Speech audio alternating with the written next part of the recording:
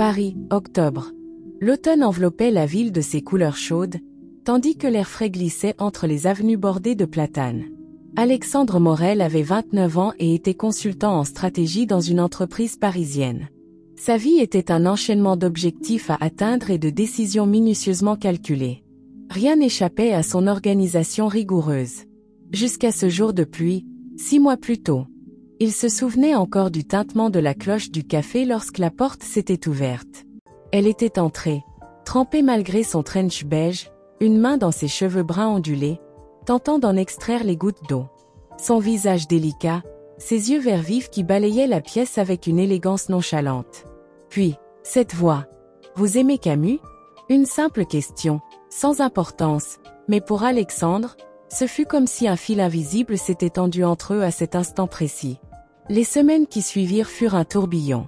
Camille était solaire, spontanée, riant fort, parlant avec passion, défendant ses idées avec une intensité qui le fascinait.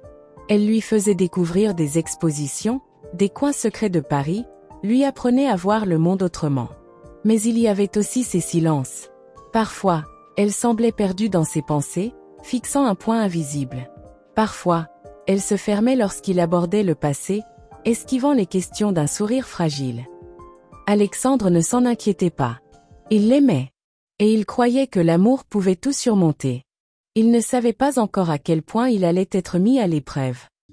L'appel arriva un mardi après-midi, alors qu'il sortait d'une réunion. « Monsieur Morel, ici l'hôpital Saint-Antoine. Votre compagne a fait un malaise dans la rue. Elle est aux urgences. » Son cœur rata un battement.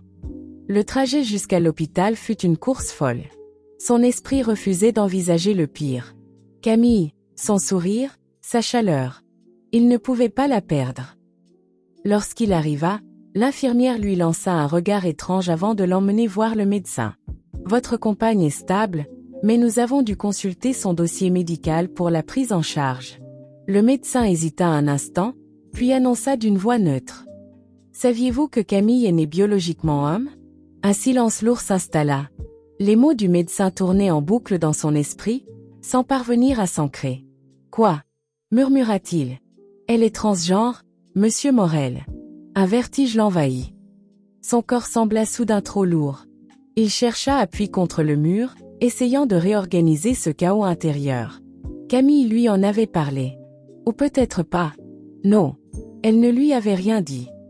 Lorsqu'elle ouvrit les yeux, Camille sentit immédiatement le poids du silence. Elle aperçut Alexandre, figé au pied de son lit. Son regard était différent, comme s'il avait perdu une partie de son éclat. « Pourquoi ne m'as-tu rien dit ?» demanda-t-il, la voix rauque. Elle inspira profondément, cherchant ses mots. « Parce que j'avais peur. » Sa gorge était sèche. Elle savait que cet instant finirait par arriver. Mais elle avait espéré qu'il ne viendrait jamais. « Peur de quoi ? De moi ?» lança-t-il, une douleur palpable dans sa voix. Elle secoua lentement la tête. « Peur que tu partes. » Son cœur battait à une vitesse folle. Elle aurait voulu lui expliquer tout ce qu'elle avait vécu, tout ce qu'elle avait dû affronter pour être celle qu'elle était aujourd'hui. « Tu crois que c'est facile ?» murmura-t-elle. « Toute ma vie, j'ai dû me battre. À 12 ans, on me traitait de monstre dans la cour de récré. À 16 ans, mes parents ont cessé de me regarder comme leur fille. J'ai perdu des amis, des proches. » Sa voix se brisa. « Et puis, il y a eu toi, » ajouta-t-elle, d'une voix tremblante. « Avec toi, j'ai eu l'impression d'être enfin moi-même. » Un silence lourd s'étendit entre eux. Puis Alexandre fit un pas en arrière, comme si elle était devenue une étrangère. Il partit sans un mot. Les jours suivants furent un cauchemar. Alexandre errait dans l'appartement, un fantôme parmi les souvenirs. Chaque objet lui rappelait Camille, son parfum sur l'oreiller, son carnet de croquis laissé ouvert sur la table, ses chemises dans l'armoire. Il voulait être en colère. Il voulait la haïr pour ce qu'elle lui avait caché. Mais tout ce qu'il ressentait, c'était du vide. Et la pire des tortures, c'était qu'il l'aimait encore. Une semaine plus tard, il trouva une enveloppe sur la table du salon. « Alex, je ne t'en veux pas. Je sais que c'est brutal, que c'est dur. Mais sache que chaque sourire, chaque baiser, chaque instant passé avec toi était sincère. Je t'ai aimé dans la vérité de mon cœur, même si j'ai caché celle de mon passé. Si un jour tu veux me parler, je serai là. Camille. Les larmes qu'il retenait depuis des jours coulèrent enfin. 3 semaines s'étaient écoulées. Il avait tenté de l'oublier, de se convaincre qu'il pouvait tourner la page. Mais chaque coin de rue, chaque son de sa voix dans ses souvenirs lui rappelait une évidence, il l'aimait toujours. Il prit une profonde inspiration et composa son numéro. « Salut. Est-ce qu'on peut se voir ?» Un silence.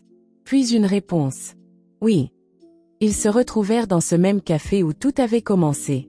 Lorsqu'il la vit, un frisson le traversa. Camille était là, plus fragile que jamais, mais son regard n'avait pas changé.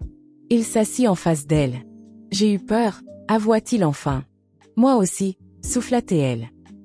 Il prit une longue inspiration. « Mais je crois que je t'aime toujours. » Un tremblement parcourut les doigts de Camille. Elle n'osa pas parler tout de suite, de peur de briser cet instant suspendu. Puis elle esquissa un sourire, les yeux brillants d'émotion. Parfois, la vérité brise un monde. Mais elle peut aussi en reconstruire un autre.